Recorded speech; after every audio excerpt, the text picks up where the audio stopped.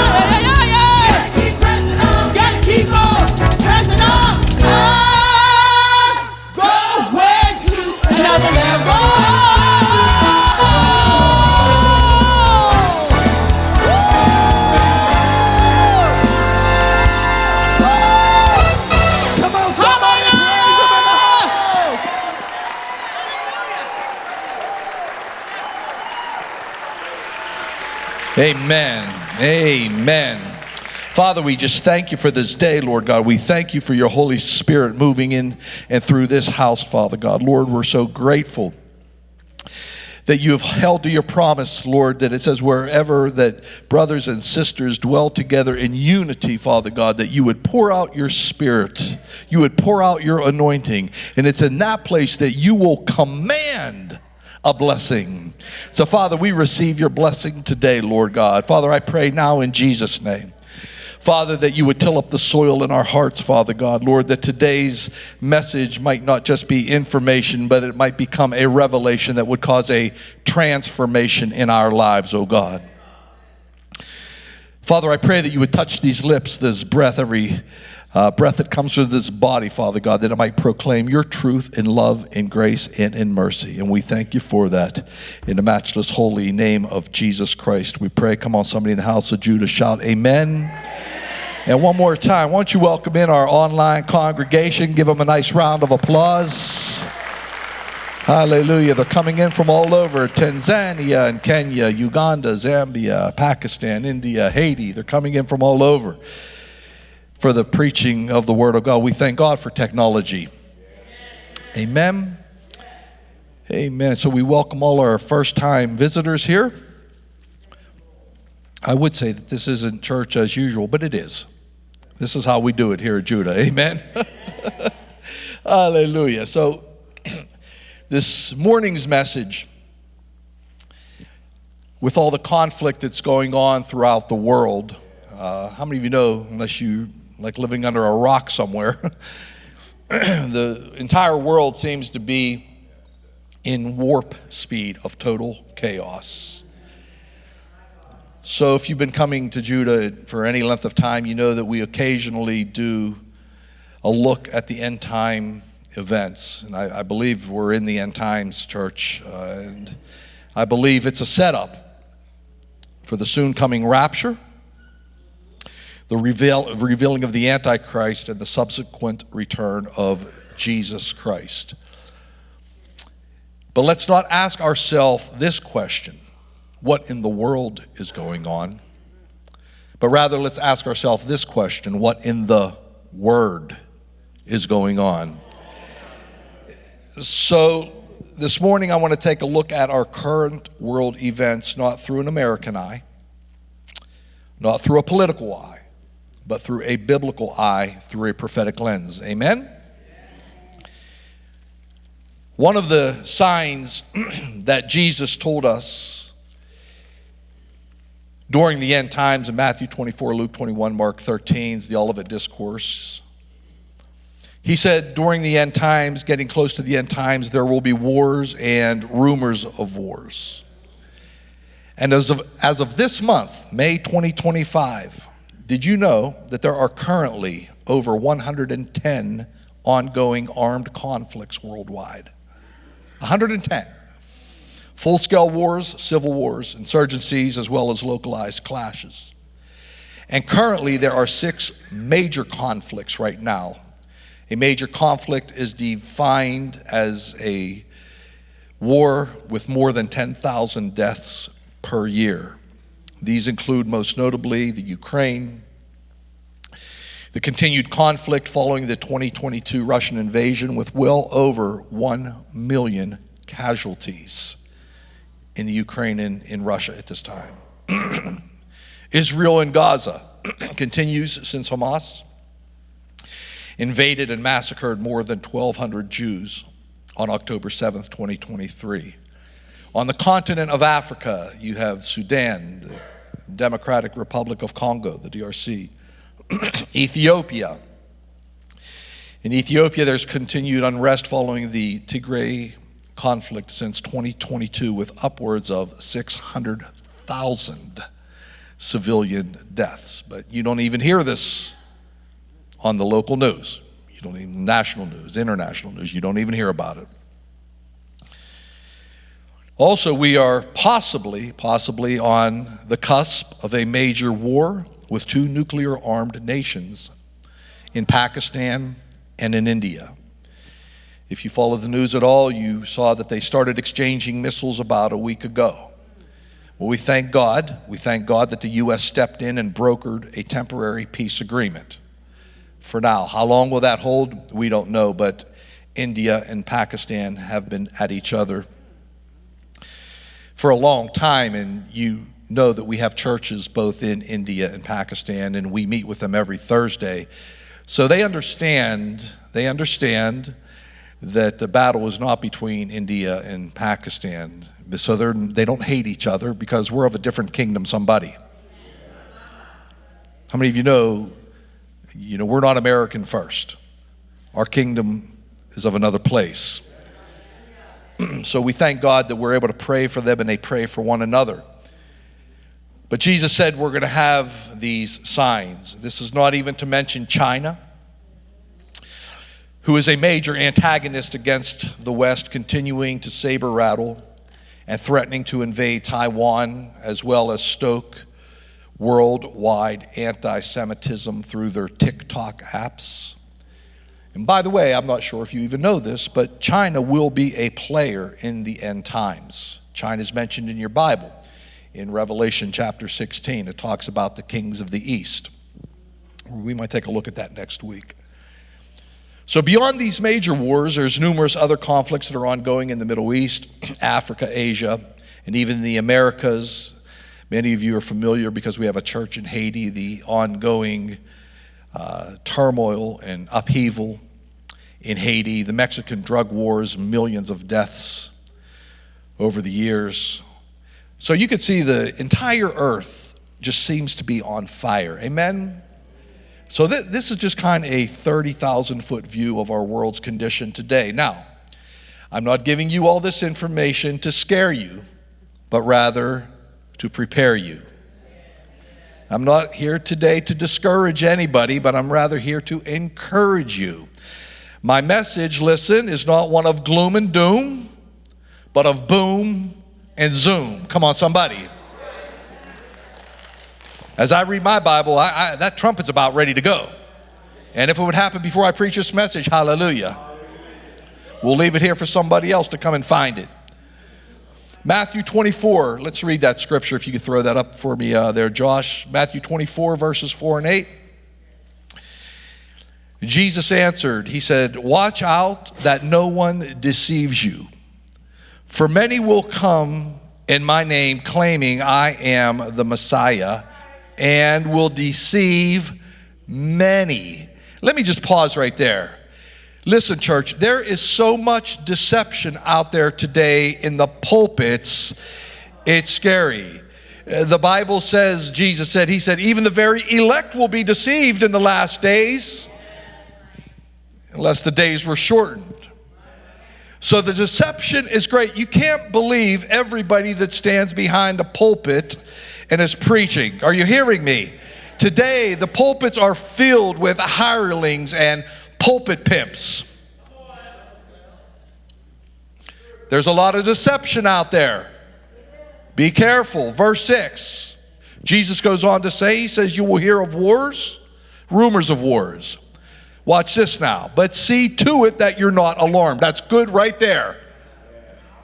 Don't be all upset in what you see going on because there's Christians that see this and all of a sudden they're frantic and they're freaking out what they're going to do, and they start buying cases of water and storing up. Now as I look around, I can see some of you folks were around during Y2K.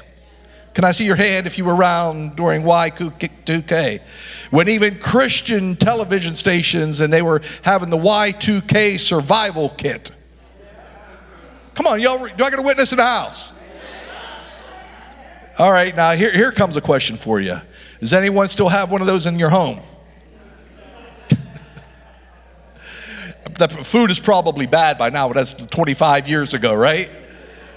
But how the Christian world gets frantic. Listen, Jesus said these things, I'm telling you in advance. So don't be surprised, but see to it that you are not alarmed. Such things, here it is, must happen. But the end is still to come. Nation will rise against nation. In the Greek, that's ethnos. Via ethnos, it means People within their own countries are going to be battling each other. Come on, you hear what I'm saying? Kingdom will rise against kingdom. There will be famines, earthquakes in various places. Here it is. All these are the beginning of birth pains. And you women who have given birth know that once your birth pains start, they don't stop until the child is born. Birth pains increase in frequency as well as intensity. So we can see the frequency of these things and the intensity of these events happening around the world. And Jesus says, listen, that's how the end times are going to look. It's going to increase. It's not going to subside. Now, if you've been pregnant with child, you know you go through some pain and it might subside for a moment. But you know it's coming again. Come on, ladies. Do I got a witness in the house? Watch what Luke writes. This is the same Sermon on the Mount. This is Luke's rendition. In verse 34, Jesus is speaking. He said, be careful that your hearts will be weighed down with carousing and drunkenness and the anxieties of life, especially in this hyper-political climate that we're living in. Many folks are affected with that disease known as TDS. Do I got a witness in the house? And that day, Jesus says, will close on you suddenly like a trap. For it will come on all those who live on the face of the whole earth. In other words, it's not just going to be Israel-centric. It's coming to the whole earth, including McKeesport, Pennsylvania. So Jesus says in verse 36, be always, somebody say always, always on the watch and pray. Don't ignore the signs. Watch and pray. Why? That you may be able, this is good right here now, y'all, that you may be able to escape most of it, some of it, escape all that is about to happen, and that you may be able to stand before the Son of Man. And just let me add this and hear those wonderful, beautiful words. Well done, my good and faithful servant. Come on, is there anybody in the house looking for that day? So that's a good rapture verse right there for y'all. So I am watching. I am praying. All that is about to happen. I'm keeping my eyes on it. Jesus told us to. So now in the midst of all this chaos, our God is in complete control. Our God is sovereign. He is not surprised by these events. Vladimir Putin doesn't scare him. Xi Jinping doesn't keep our God up at nights. These events don't surprise him. It's our God. He is the one who is moving the prophetic chess pieces on the chessboard. He's the one, according to Daniel chapter 2 and verse 21, that sets up kings and he takes them down. He is the one who set up Pharaoh, Nebuchadnezzar, and Cyrus. He set up Nero and Hitler. He's the one who sets up kings and takes them down. He's also the one who set up Saul and David and my favorite king in the Bible, Josiah, who's the one that brought reformation to Israel. How many of you know we could use a Josiah in today's land? We need a revivalist in the White House or somewhere in the world. He set up Harry Truman. I don't know if you're familiar with the history of that, with Franklin Delano Roosevelt, who died while in office, but then Truman moved in, and it was Harry Truman that recognized Israel as a nation state. Come on, that's prophetic fulfillment, somebody. He's the one who set up Nixon. Tricky Dicky, for all those you remember. He set up Ronald Reagan and the Carter and the Bushes and Clinton and Obama and Biden, and he also set up Trump 2 times.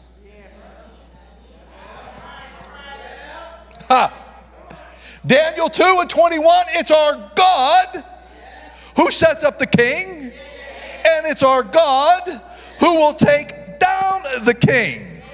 Now, you may have had issues with some of God's choices. You may currently have issues with God's choices as our president. But listen to me. Take it up with him. Pray for those who are in authority over you. I don't know, that's what my Bible says. Whether you voted for him or not. So, church, we are watching the manifestation today. What we're seeing is a spiritual war that began long ago with Lucifer. He's the father of lies. He's the father of rebellion. His sole mission, the devil, from the beginning of creation of man, was to destroy the seed of the woman, meaning the lineage of Messiah. In other words, the Jews, and specifically Jesus Christ. In Genesis chapter 3 and 15, it's the first messianic prophecy in your Bible. The Word of God says that the devil would bruise his heel, the Messiah, but the seed, the Messiah, would crush his head, which Jesus did so spectacularly on Mount Calvary. How many of you know every time that they were pounding those nails into the heel of Jesus, every time they were pounding, it was crushing the head of the devil. Every time that sledge and that nail went into his heel, as Jesus, the seed of the woman, as his heel was being bruised, the devil's head would be crushed and would be made null and void. Come on, somebody. We thank God for Jesus. But that has been his mission since the beginning. So since his mission failed miserably at Calvary, he has now turned his vitriol to the Jewish nation and the Christians in an attempt to negate the promises of God. I want to give you biblical proof. I need Revelation chapter 12 and verse 17. Read the entire chapter in context if you wish, but for time's sake, I'm going to read just one verse here. Verse 17, it says, then the dragon is Satan. He was enraged at the woman is Israel in prophetic language here. And he went off to wage war against the rest of her offspring, which is you and I. How many know we're grafted into Israel? Oh, come on, somebody help me there. We're grafted in. We haven't replaced Israel. This isn't replacement theology. We are grafted in. So he waged war against the rest of her offspring, those who keep God's commands and hold fast to their testimony about Jesus. Is there anybody in this house that has a testimony about Jesus? So the Bible is clear that two people groups that the devil despises are the Jews and the Christians. Although today it manifests in the geopolitical realm just as it has throughout your Bible, this is ultimately a spiritual war specifically against the Jews and the Christians. Remember, we're taking a look at not what in the world is going on, but what in the Word is going on. Let me prove this to you, just what's going on here. Number one, Christianity. It is by far the most persecuted faith on the face of the earth. Do the research. There's not even a close second place. Why is Christianity so persecuted? It's because we preach Christ crucified, and that is the only hope of salvation to the world. Jesus is the hope of glory. You see, church, when we preach Christ crucified, we depopulate hell and we populate heaven. It's because of the message that we preach. And that, my friend, is a true affront to the devil and his minions. Lost souls are our battleground. When you leave this building, honey, you're entering the mission field. However, I got some bad news for the devil. Jesus said the gates of hell, will not prevail against the kingdom of God. So therefore, I'm putting you on notice, devil.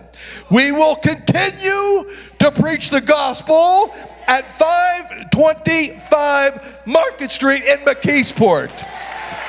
We will continue to preach the gospel in Malawi and Zambia and Kenya and Pakistan and India and Haiti and wherever else the Lord may send us. We will continue to go forth in the mighty name of the Lord Jesus Christ, because it's not by power, it's not by might, but it's by my spirit, saith the Lord Sabaoth. Come on, somebody in the house of Judah, give our God a great big praise right there. Thank you, Jesus. The more, listen, the enemy can eliminate, distract, or neutralize true believers, the fewer people will hear the gospel and come unto salvation. John 10:10, I know you're familiar if you've been in with this scripture, if you've been in the church just for a minute, but Jesus said the thief comes not to kill, steal, and what? Listen, are you saved? Let me see your hand if you're saved. The devil cannot kill you, he cannot steal, or he cannot thieve your salvation. You're saved. Somebody say amen. But what he can do, he can kill your dreams, he can steal your joy, he can destroy your ministry. Oh, come on, somebody. Come on, preachers. I'm going to talk to the men of God here today on the video. Be careful of that cute little thing that comes walking by you.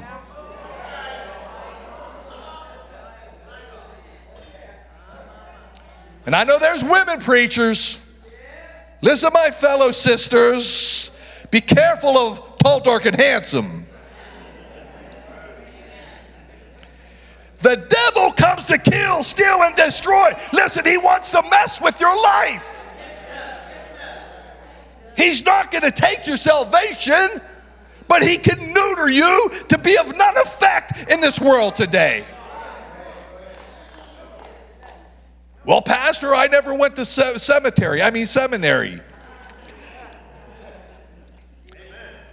Listen, we talked about this, I believe it was a couple of weeks ago. You need two things. One, you need the Holy Ghost. Do you got the Holy Ghost? Number two, you need a mouth. Can you shout amen? So you got both of them. You got the Holy Ghost and you got a mouth. Open it up and profess Jesus Christ. Come on, church.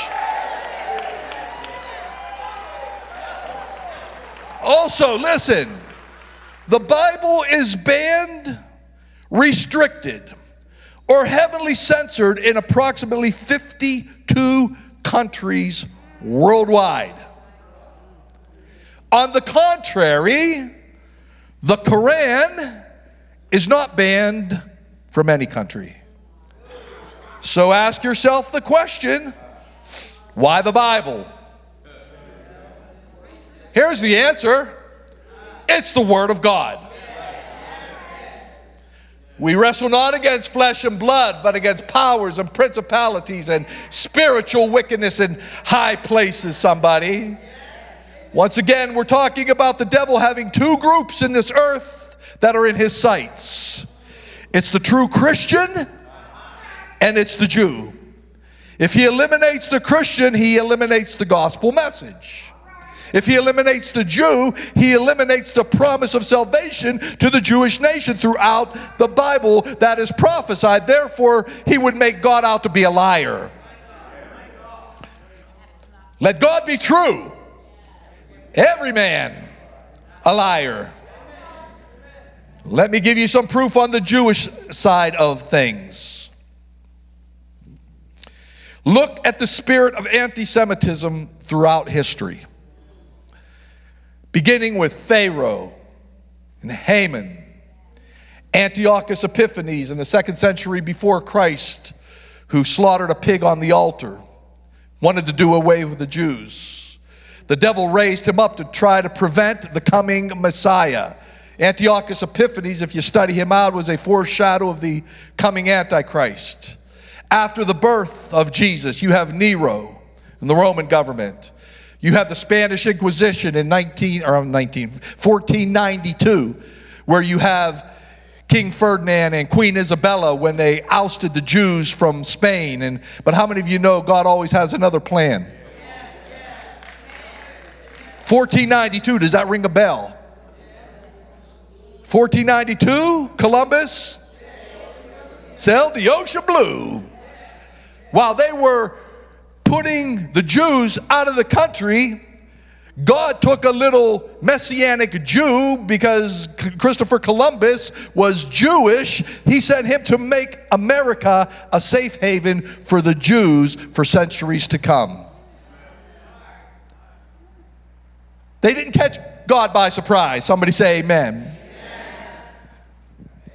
In the 21st century, you have the radical Muslim factions called Hamas and Hezbollah, the Houthis, all backed by Iran, with a charter, their charter, that unequivocally states their purpose, which is to eradicate the Jews. Listen, they don't want land. They don't want peace. I got a slide if you could throw this up there, Josh. They don't want land. Listen, Hamas and Hezbollah, the Houthis, Iran, they don't want land. Look at all the land they have. The green is Islamic nations. There are 20 Islamic nations in that territory. There's 640 times in landmass, with 60 times the population. Can you see the little red dot? It's very, very difficult to see. Do you see the little red dot? That's Israel. But yet Israel are the oppressors. It's comical. But Israel, they're the apartheid state.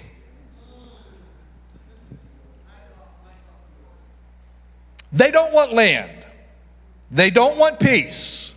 They want to eliminate the Jewish nation. Because once again, if they could eliminate Israel, they make God out to be a liar. And that ain't happening. Somebody say amen. Amen. Currently, look at our Ivy League institutions here in the USA. Supposedly some of the most prestigious schools in the world. We have these Jew-hating protesters not allowing Jewish students to visit the libraries or go to their classes. When the student protesters are interviewed, this is comical actually, and they're asked about their slogan, which states, "From the river to the sea, Palestine must be free," and they walk around and shouting and yelling and holding their signs. And when the interview asks, "Well, what river and what sea?" "I don't know." They don't even know what they're protesting about. Are you hearing me, somebody?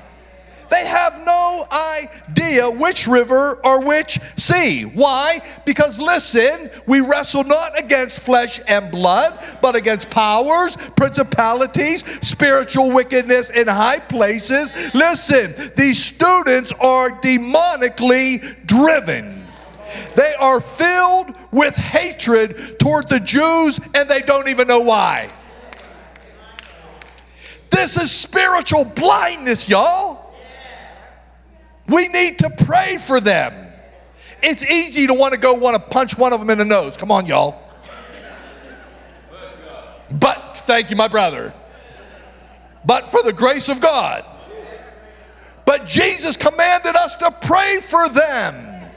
This is spiritual warfare. They've been blinded by the God of this world, lest the glorious light of the gospel of Jesus Christ would shine unto them and set them free.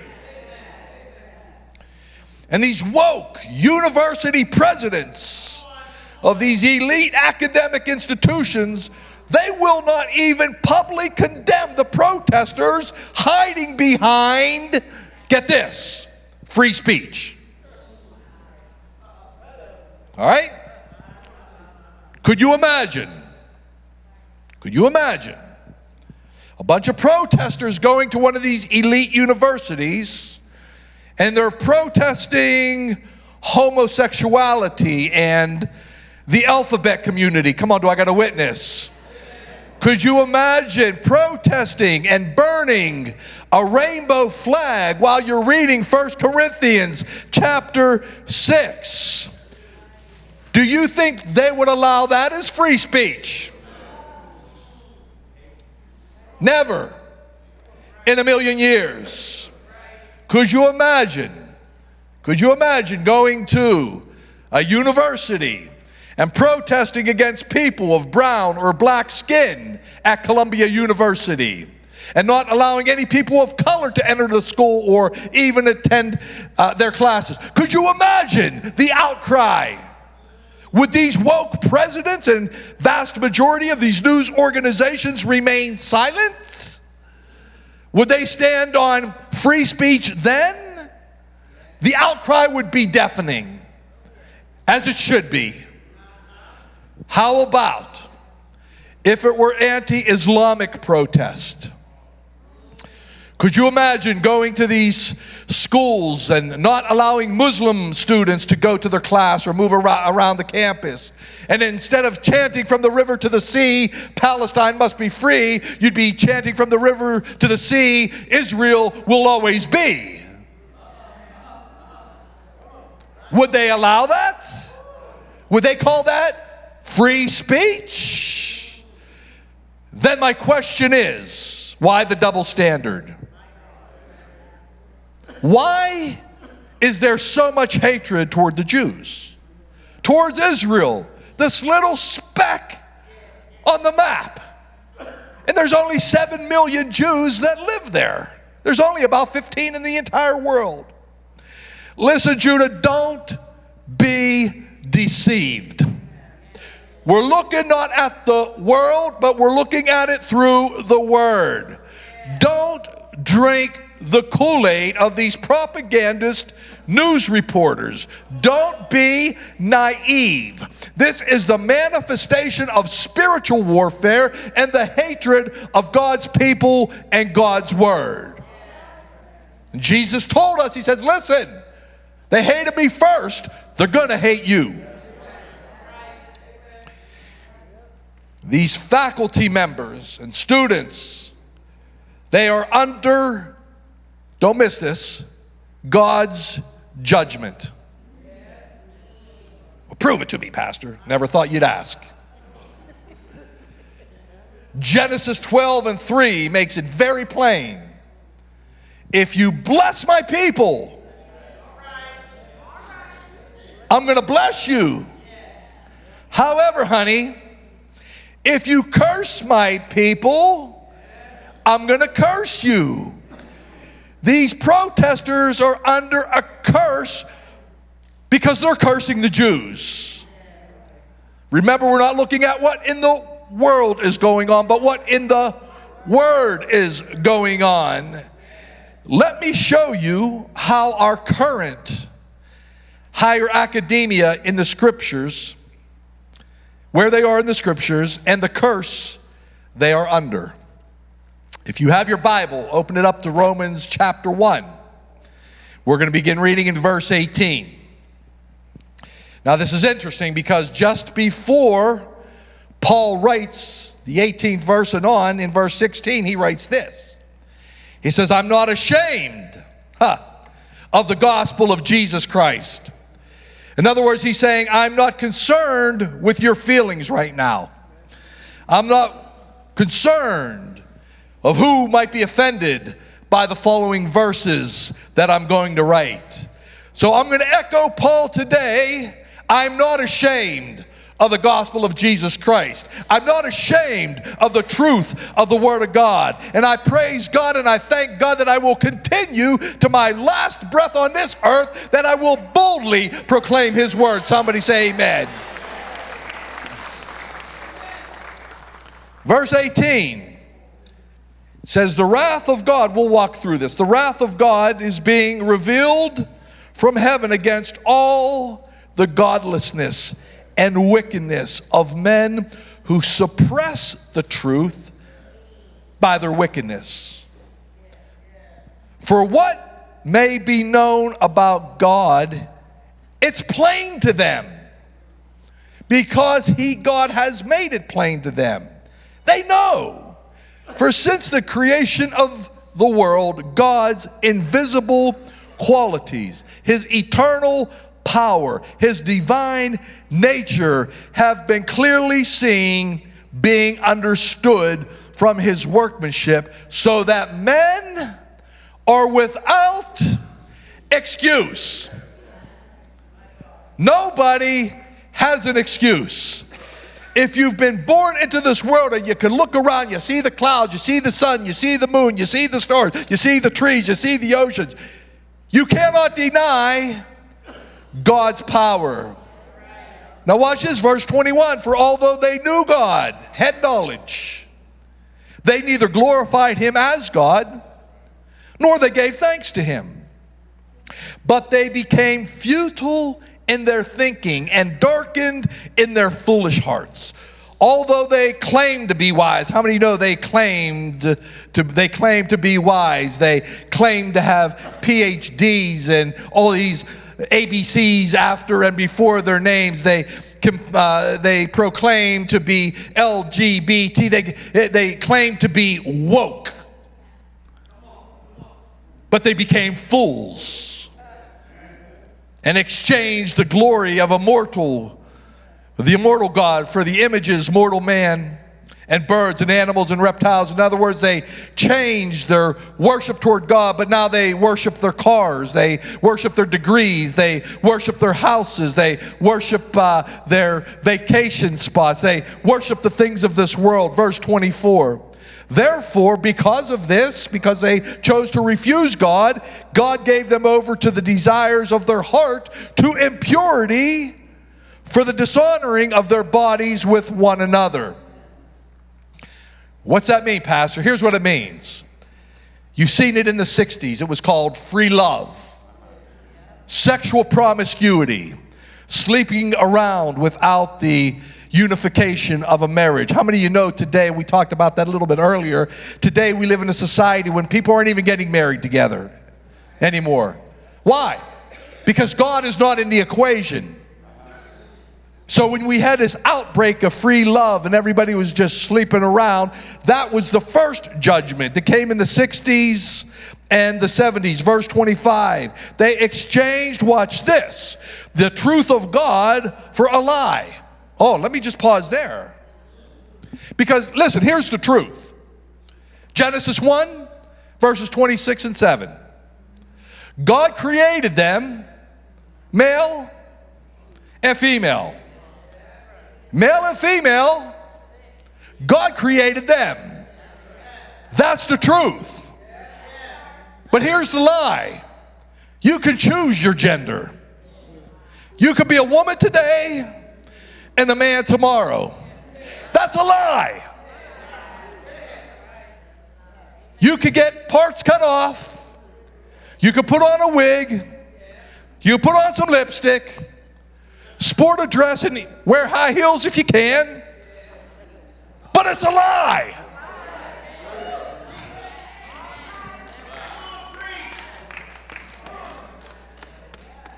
They want grown men going into girls' restrooms. They want grown men playing sports with girls. It's a lie.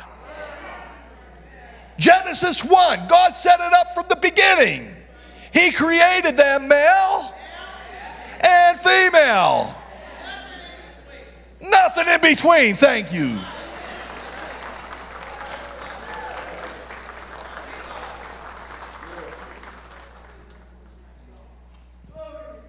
They exchanged the truth of God for a lie and worshiped and served the creature rather than the Creator. For it's forever worthy of praise. Amen.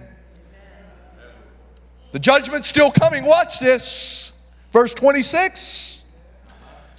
For this reason, God gave them over to dishonorable passions.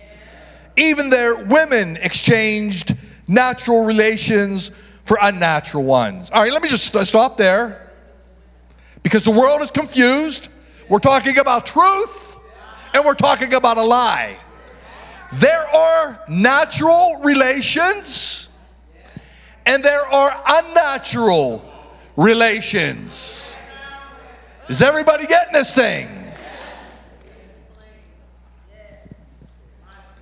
Likewise, verse 27, the men abandoned natural relations with women, and they burned with lust for one another. Men committed indecent acts with other men and received in themselves the due penalty for their error. Verse 28, more judgment coming. Furthermore, since they did not see fit to acknowledge God, he then gave them over to a reprobate or a depraved mind to do what ought not be done. They have become filled with every kind of wickedness, evil, greed, depravity. They are full of envy, murder, strife, deceit, and malice. They're gossips, slanderers, God haters. God haters. Do you see the hatred toward God in some of these folks? Insolent, arrogant, boastful. They even invent new forms of evil. They disobey their parents. They are senseless, faithless, heartless, merciless.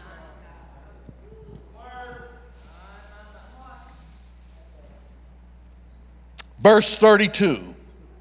Although they know God's righteous decree.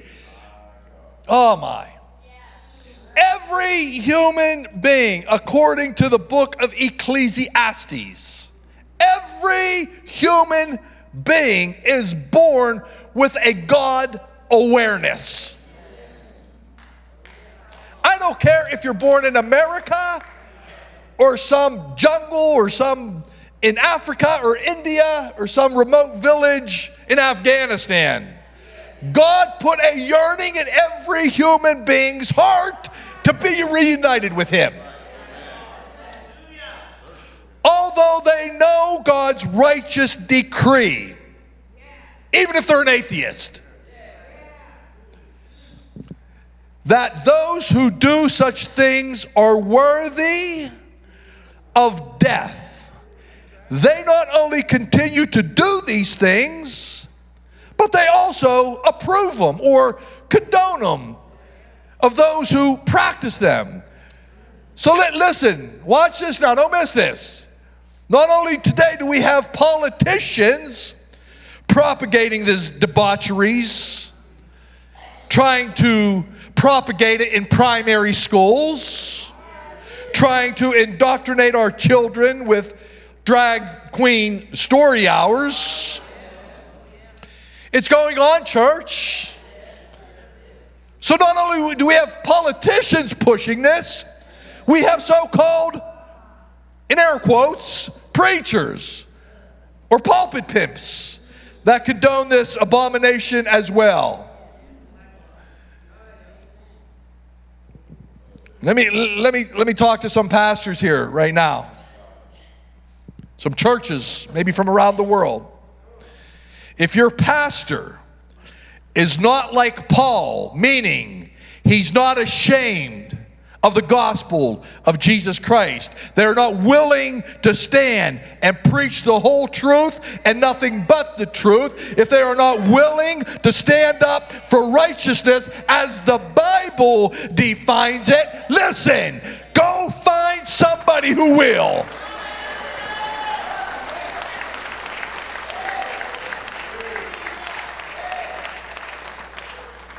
You remember Elijah? I'm the only one. No, I'm not the only one. God had 7,000 more that will not bow to Baal. And I'm telling you here today, God has kept himself some true prophets that will not be ashamed of the gospel and will preach it today. Come on, in the middle of this debaucherous culture that we live in. Come on, give him a praise, somebody.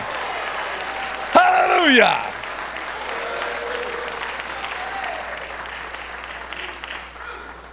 So let me wrap this up. As we're watching these end time prophecies, these wars, the civil unrest unfold, the hatred of the Jews and the Christians right before our very eyes. The key to all of end time prophecy, as I've taught you over the years, is Israel. Israel is the hour hand. Jerusalem is the minute hand. However, the Temple Mount is the second hand, because that 35 acres is what the battle will eventually come down to. So it's Israel-centric, all prophecy. But does China play a role? Absolutely, yes. China is mentioned in your Bible. Russia is mentioned in your Bible. Iran, Turkey, Syria, Gaza, the Arabian Peninsula, all of these play a part in the end time scenario.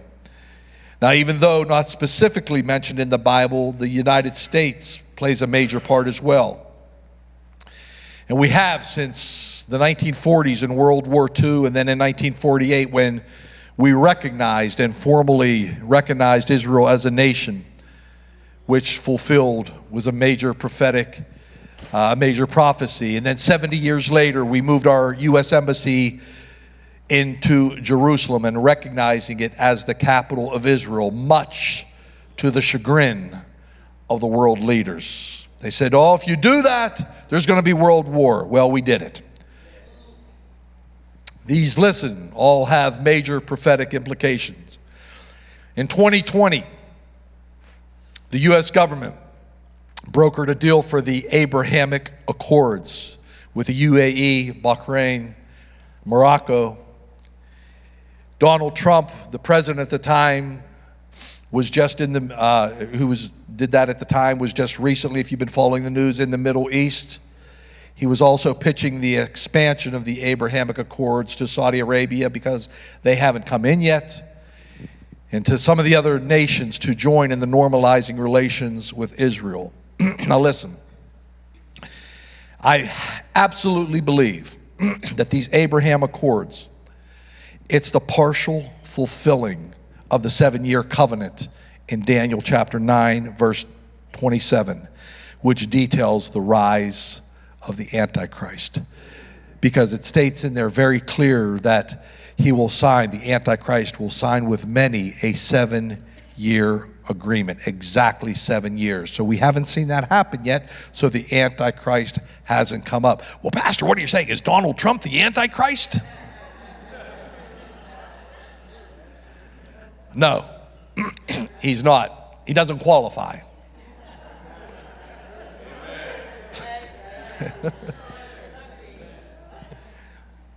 Well, all right, yeah. First of all,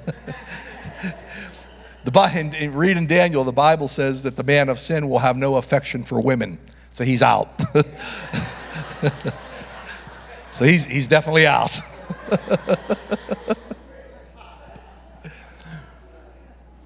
But most believe the Antichrist, when he comes, he'll either be an Israeli, he'll be Jewish, or Muslim, be one of the two that will broker the deal. But he is not. But how many of you know God uses different people to set up different things, right? So these Abrahamic Accords could very well be the base of something. Can I take just a couple minutes? I want to teach something right here. When you read in 9:27 in the book of Daniel, it says he will confirm a covenant with many, he being the Antichrist. The word confirm in the original Hebrew language is, in Hebrew, it's gabar, but it's taken from an Arabic word called akbar. You're familiar with akbar.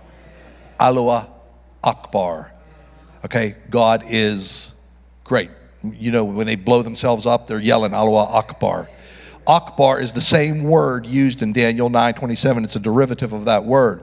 Akbar doesn't mean great. It means greater. It means to be made bigger. It means bigger than. So when he says the Antichrist will come to Akbar or Gabar, this covenant, he's not going to originate it, but he's going to expand it. So I believe that these Abrahamic Accords, because it's all about peace, and that's what it's going to say, okay, Jews, you can go to the Temple Mount, you could build your temple. The third temple's coming, y'all. The third temple's coming. So what we're seeing brew right now, and keep your eyes fixed on this. Keep your eyes fixed on this. So Donald Trump, once again, let me just say he does not qualify to be Antichrist. Somebody say amen. So as we cited the many wars and skirmishes, the anti-Semitism, the anti-Christian sentiment that is going on in the world today, the Bible speaks about a few specific wars that must take place near the end time and the return of Jesus Christ. One of those wars are Armageddon. Another one is the battle of Gog of Magog, found in Ezekiel chapter 38. These are yet to be fulfilled, but I believe that we are close. I believe you can watch the chess pieces moving into place. I believe that we are close. So next week, God willing, we're going to take a little closer look at these couple of wars. But I just want to encourage you today to take heart. God is still on the throne. The King is still coming. Be watchful. Be prayerful. Be faithful. Be encouraged. This is not the end. It's just the beginning of something glorious that is coming. Come on, somebody in the house of Judah, give our God a praise. Hallelujah.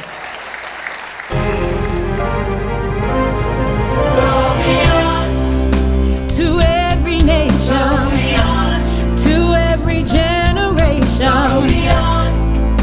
to all creation, to proclaim the gospel of Jesus Christ. To every nation, every generation, to all creation, to proclaim the gospel of Jesus.